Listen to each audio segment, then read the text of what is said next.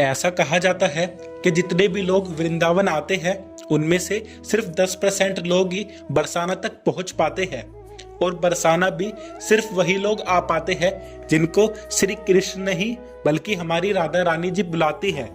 तो बरसाना, जिसे कि ब्रज की राजधानी भी कहा जाता है, श्री जी के भक्तों को वो स्वर्ग से भी ज्यादा प्यारा है। श्री जी के भक्तों को यानी कि राधा रानी के भक्तों को स्वर्ग भी नहीं चाहिए, उन्हें तो बस और बस बरसाना चाहिए।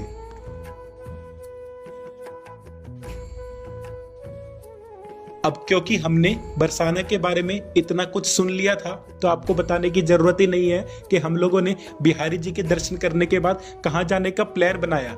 कहाँ? बरसाना बिरज राजधानी, बरसाना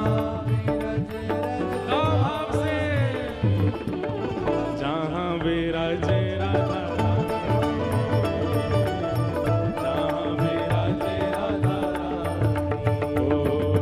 ओ जहाँ विराजे राधा रानी, ओ जहाँ विराजे राधा। तो बरसाना, जो कि वृंदावन से लगभग 45 किलोमीटर दूर है और जिसे श्री जी का यानी कि राधा रानी का घर भी कहा जाता है, हम लोग भी फाइनली गिरते पड़ते चढ़ाई चढ़ते हुए पहुंच ही गए। और यहाँ पर आकर हमने श्री जी महल में हमारी प्यारी सी श्री जी के बहुत ही ज्यादा सुंदर दर्शन करे, जिसे देखकर हमारे लिए तो जैसे समय ही रुक गया। श्री जी के जी भर के दर्शन करने के बाद हम लोग चल पड़े बरसाना धाम की परिक्रमा करने। और भाई, बरसाना धाम की परिक्रमा में भी हमें एकदम आनंद ही आ गया। हमें बहुत ज्यादा अलग अलग तरीके का एक्सपीरियंस हुआ। सबसे पहले हम लोग पहुंचे साकरी खोर के पास, जहां पर ऐसा कहा जाता है कि भगवान श्री कृष्ण ने गोपियों की मटकी तोड़ी थी। और यहीं पर हम लोगों को काफी सारे ब्रजवासी बालक भी मिले जो कि बहुत ही ज्यादा उद्यमी थे। देखो उन्होंने हमारे एक मित्र के साथ क्या किया था।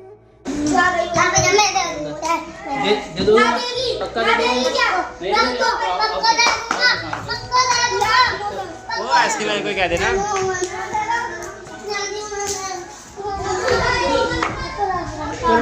चलो मैं दिलवाता हूँ, चलो आओ मैं दिलवाता।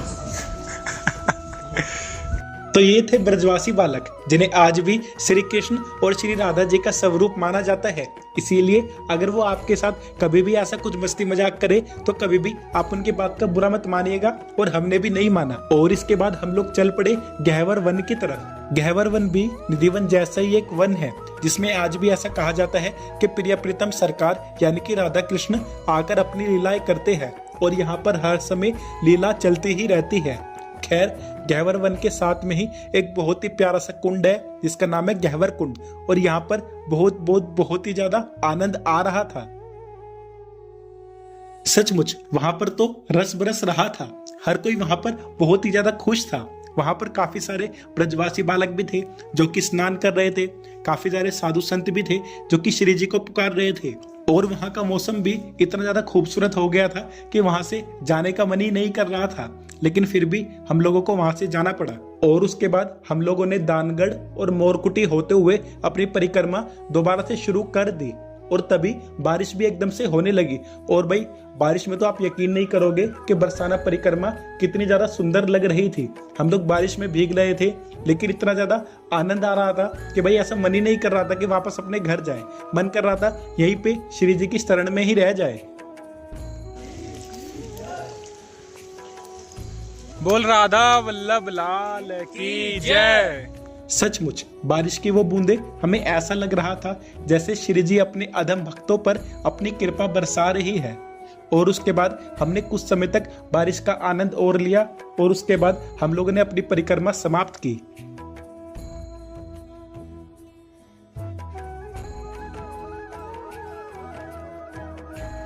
और उसके बाद जब हमारी परिक्रमा खत्म होने लगी और हम लोग बरसाने से वापस जाने लगे, तो मैं इस बात को ही सोच रहा था कि ये कितना सही कहा गया है कि आप बरसाना तभी आ पाते हो जब आपको श्री जी यानी कि हमारी राधा रानी बुलाती है। मैं जब बरसाना गया तो ये एक बहुत ही ज्यादा प्यारा अनुभव था जिसने मेरी आत्मा तक को छू लिया था। अब मैं तो बरसाने बार बार आऊंगा और उम्मीद करूंगा कि आप लोग भी एक बार तो बरसाना जरूर आएंगे, और उस एक बार में ही आपको राधा और कृष्ण के प्रेम की वो अनुभूति होगी कि आप लोग उसको जीवन में कभी भी भूल नहीं पाएंगे। तब तक के लिए राधे राधे।